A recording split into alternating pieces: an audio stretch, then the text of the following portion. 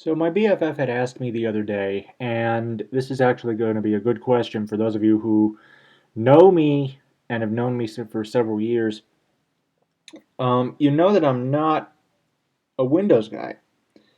I've been a Mac user for over 10 years, and I think I probably said in one of my Mac videos that I wouldn't be going back.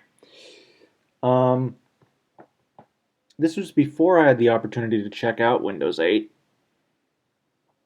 and also between then and now, which has been about, has it been I'm going to say somewhere between 6 and 10 months. Um,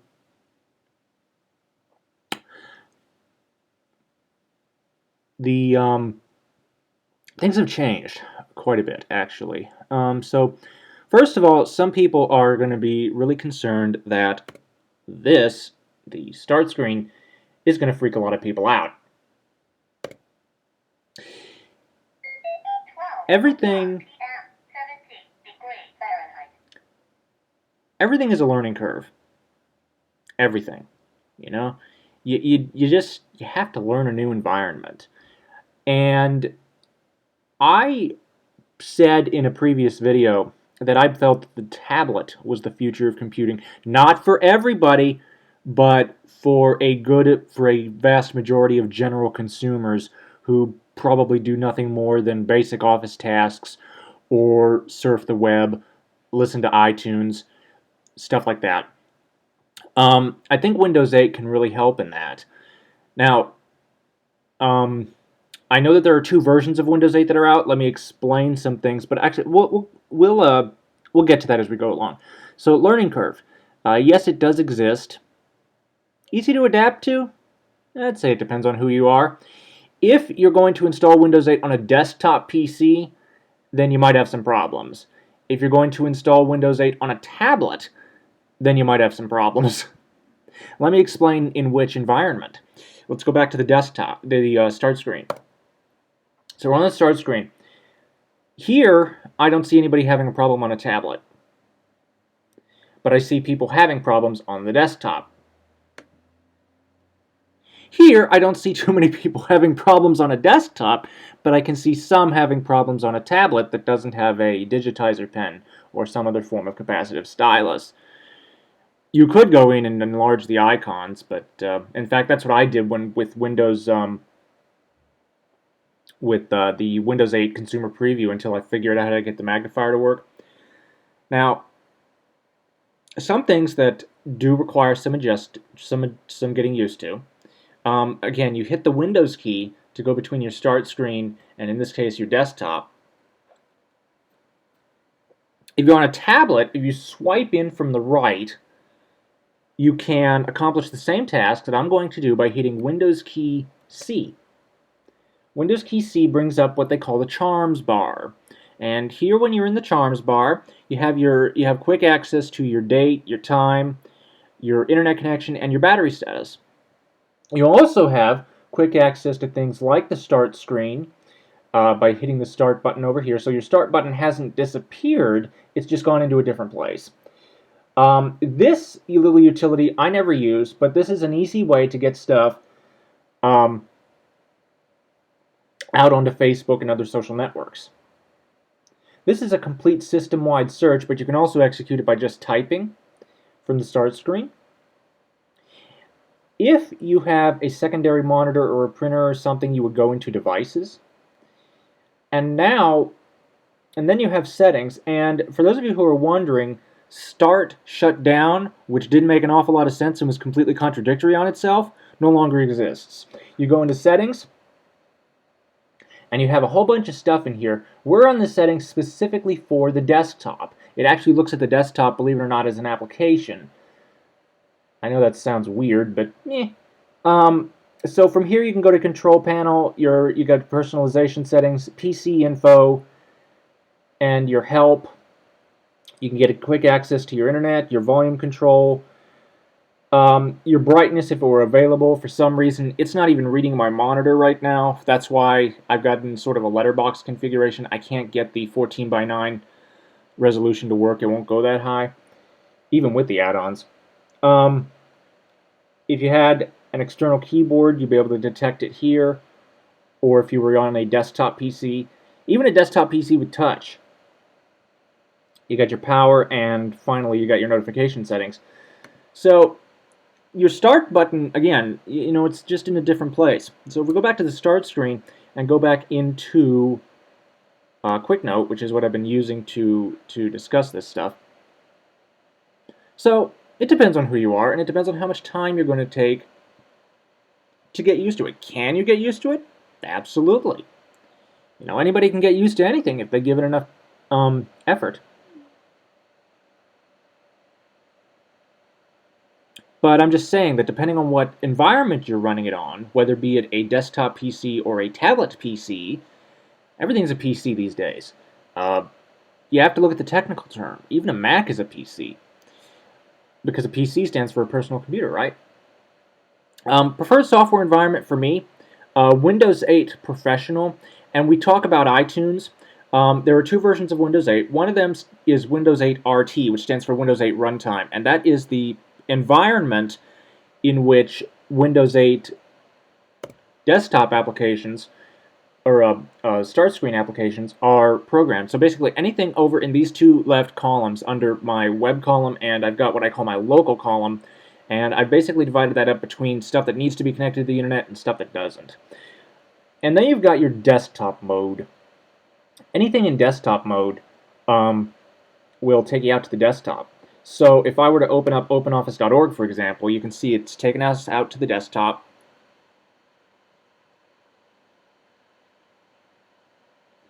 And we are now launching OpenOffice.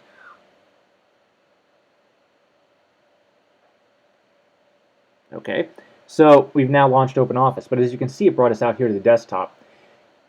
With Windows 8 RT, you wouldn't be able to install OpenOffice, okay? And the reason is because the internal processor of an RT device, which is the same as the iPad, an ARM-based tablet chipset, you won't be able to run x86 software on an ARM chip, obviously because it's not compatible. The only exception is Microsoft has built a specific version of Microsoft Office for the ARM chipset, and it'll come pre-installed on Windows RT tablets, which I think is a very intriguing proposition for those of us that want to use our tablet for more than just play and want to actually get some work done. And everything I've used on iOS as far as an office environment has felt limited. I don't know how to explain it. So preferred software, Windows 8 Professional. Again, the reason, third-party applications critical for JAWS and other access technology for the blind, beyond basic magnification, which is what I'm using now, and screen reading, which would be something like Narrator. I've got a video up on Narrator already. So, if I were to get a Windows 8 device, it would be a tablet. No question about it. What sort of tablet would it be? I've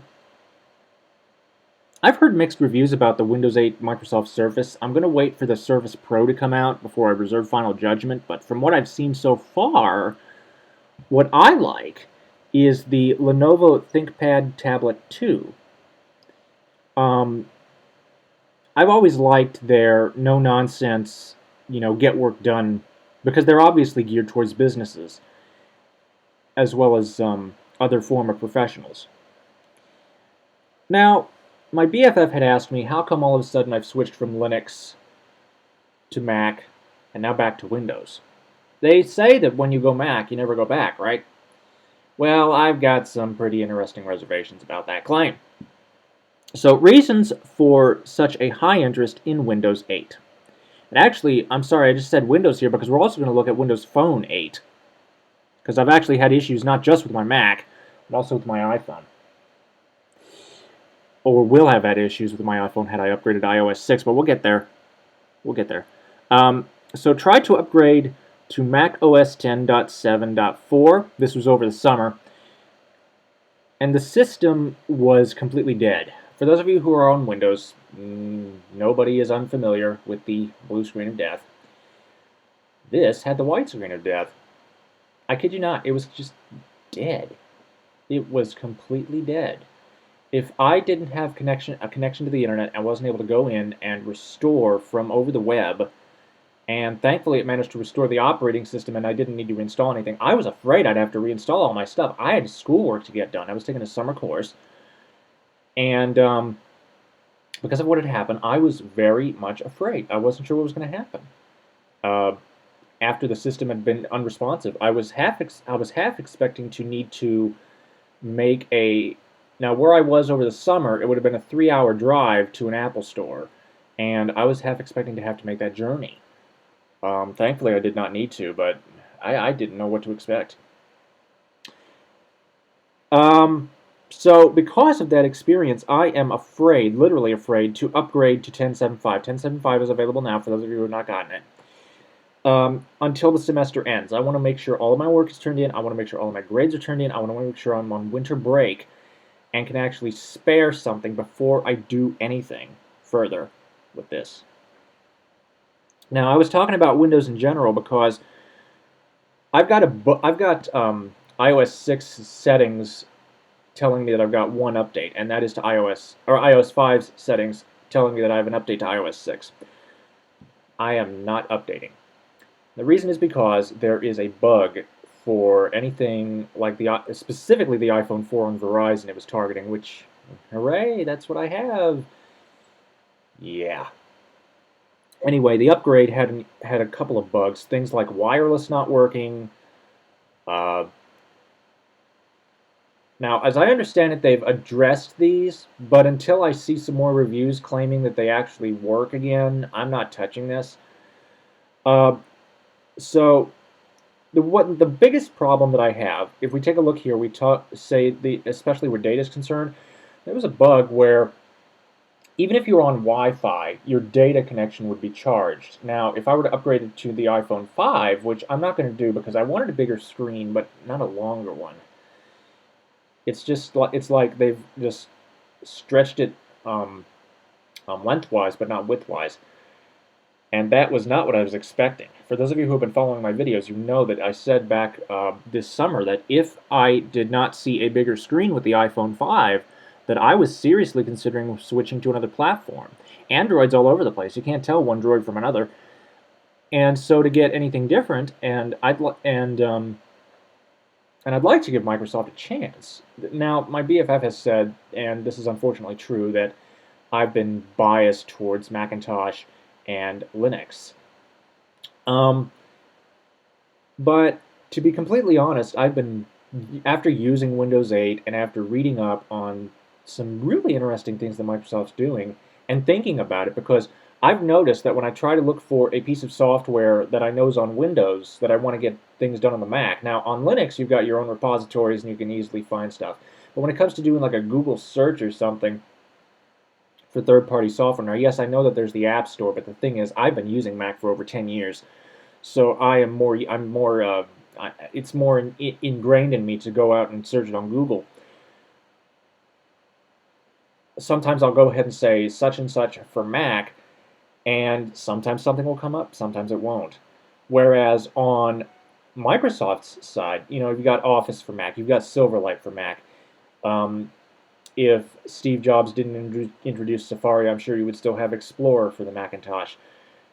Now, yes, I understand that a lot of that had to do with a lawsuit that was brought on in the 90s. For those of you who are not familiar, Steve Jobs got angry that Bill Gates was copying him, and they finally reached an agreement, which is that they would continue to produce software for the Macintosh, and they still do to this day.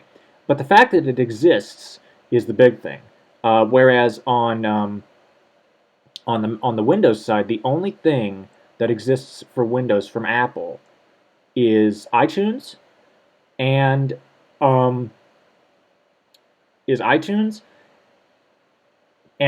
Safari, and that's it. There is not a single other application available for the Mac, which stinks because I like the word processor that I use is called Write, and I like it a lot. They don't have Write available for Windows, and I just have seen more of Microsoft, because Microsoft is a software company. and they've been really good as of late to develop stuff for the Macintosh. In fact, they've developed a Windows Phone 7 um, utility that can allow you to synchronize your Windows Phone device with with your Macintosh. Now, yes, there's iTunes on Windows, but there are a lot of people on the Windows side who just don't like it. There are a lot of people on the Windows side who just don't like Apple, period. Um, and I'm not saying that I've completely lost faith in Apple, but I just don't know if I will see myself getting another Mac um, or an iPhone. I do know that my next computer, I'm positive I want it to be a tablet. And in terms of the tablet operating systems out there, in terms of, do everything type operating system, Windows 8 is not perfect, but I would say it's the closest we have. Um, what else? Oh, the final aspect of this is that when it comes to Linux, I don't know about you guys, but in my area there is not a single school, not one, that uses Linux. Excuse me. Everybody is either Mac or PC, and a good majority of them happen to be the PC.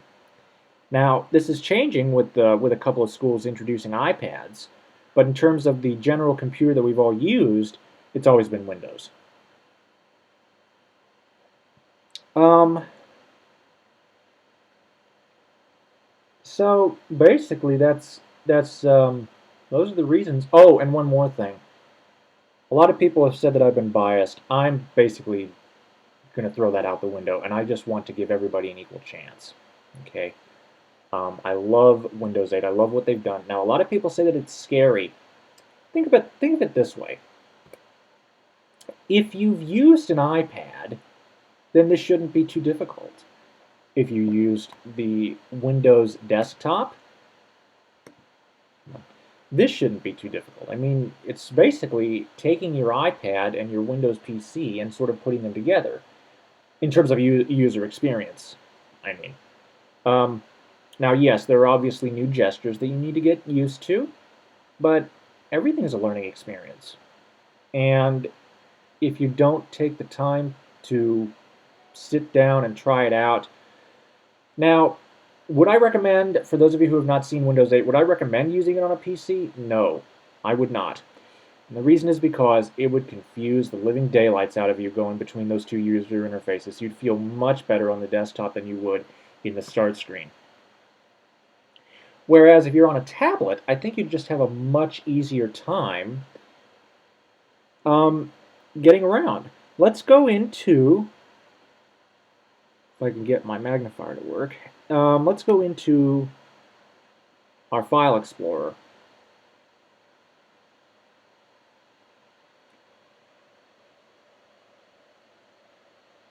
And you can see that this is the basic File Explorer, but we've got some new icons up here on the top, and those are to make things a lot easier for touch.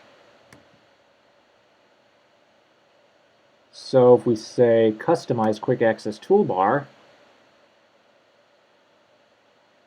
we could have our undo displayed here, and there we go. And you don't even need to dive into menus. It would just be sitting here at the top, and you can just tap it with your stylus or your finger. Now, yes, with your finger, it would not be as accurate. But a lot of Windows 8 Pro devices are going to be coming with these digitized pens that will allow you to utilize the desktop. So, I would say, and oh, one more thing. A lot of people are saying the apps aren't there. They weren't there with Android, and look at it now. So I've also heard that between the release preview and the release to market, which is the Windows 8 Enterprise evaluation that I'm running, that it switched from like 500 to something like 10,000 apps. That's a pretty big jump, and I would say let's keep an eye on it and see what happens. Now, in terms of third-party access software, I've got JAWS 14, the 40-minute demo, here in my desktop mode column. So let's go ahead and launch that.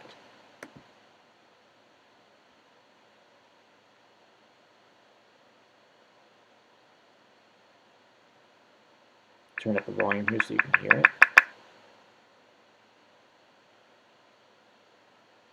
This will take a moment. JAWS for Windows is ready. Libraries. Items view multi-select list box. Not selected documents. Library 1 of 4. Activation dialog. This application requires authorization to run on this system and will continue in 40-minute mode. For a full version, please select the Update Authorization button. Update Authorization button. Tab. Activation help button. Tab. Run as demo button. Space. Libraries. Items view multi-select list box. Not selected documents. Library 1 of 4. Not selected documents. Let's go to the desktop here. Windows M. Desktop. Folder view list view. Not selected computer 1 of 7. To move to items, use the arrow keys. So let's go ahead and tab into our taskbar. Tab. Taskbar Internet Explorer button. To move through items, press left or right arrow. Now let's talk about Internet Explorer for a moment, because I understand there might be some confusion. There certainly was with me until I found out. Internet Explorer for the modern UI, in other words, your start screen type interface, and Internet Explorer for the desktop, completely different. They are essentially two different applications that don't even talk to each other. Internet Explorer for the modern UI is a lightweight version of Internet Explorer, and a lot of add-ons cannot even be added on, which I consider a major security improvement. Internet Explorer on the desktop, on the other hand, completely different. Now, as far as the experience is concerned, i.e. on the modern UI, miles ahead. Now, in terms of getting it to work with JAWS, I'm not going to go in there because this is the third or fourth time I've done this video. And the last time I tried to demonstrate Internet Explorer, I completely lost ground on my keyboard commands, so I got stuck. But no, I just wanted to clear that up. IE10 for the desktop and IE10 for Metro. You basically get two Internet Explorers here. And I would say stick to the one on the modern UI if you can. So let's go ahead and arrow to the right. Libraries button menu. Magnifier button menu. So unfortunately, I don't have an applications key. So let's see what I'm going to try to get around this somehow. Running applications. Running applications. Task switcher list box magnifier 1 of 3. Enter. Magnifier. Zoom out button to activate. Press space bar. Now I'm going to turn off the magnifier and we're going to rely on speech. Alt F4. So let's go back to the start screen. Start screen. Web group. Mail. Column 1. Row 1. 1 of 10. Now again, we have our web group. These are things that I've organized that require internet access. So we've got Mail, Internet Explorer, column 2. Internet Explorer, Weather, column 1. Weather, Store, column 2. Now, for those of you who are wondering, I'm working the navigation to keep it in this column. But if I arrow right again, Local group, video, column 1, row 2, 3 of 8. So that might be a little bit confusing because in terms of the way these icons are oriented, they're vertical, not horizontal. So I would definitely recommend naming your groups from the start. In terms of asking me how to do that, and with JAWS, I don't know. Okay, so I would wait for some tutorials on Windows 8, more than likely done by Eric Damery or Ron Miller or somebody like that, and or Dusty, and see what, and from Freedom Scientific, and see just how to do things, because I don't know. So let's go back to the web group. Web group, store, column 2, row 2, 4 of 10. Let's go down to the left. IM Plus, column 1. For those of you who are familiar with IM Plus on iOS, you have it here on Windows. Skype, column 2. You get Skype. Although for some reason they insist, well, actually it shouldn't be a surprise. Microsoft owns Skype now. For those of you who haven't yet, they're going to want you to merge your Hotmail account with your Skype account. News, column 1. Bing, column 2.